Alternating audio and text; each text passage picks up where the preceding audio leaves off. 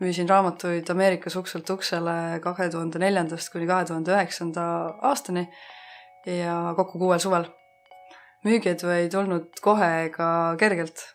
Olid nii-öelda student of the game, õppisin eesmärkide seadmist, väikeste võitude saavutamist, hindama isiklikku arengut, andma endast parimat.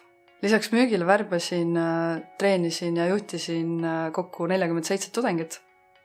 Vastutasin meie grupi arengu, tulemuslikkuse, müügitehnika ja tiimitöö eest. Kõige rohkem motiveeris mind see, kui meie tiimil läks hästi.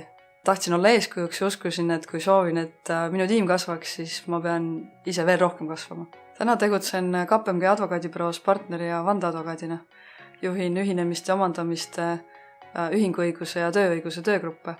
Minu tänases töös advokaadina on raamatumüügi kogemusest olnud väga palju kasu.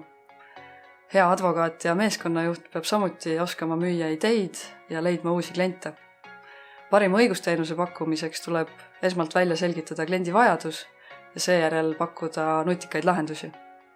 Tehingunõustana just seda iga päev teengi.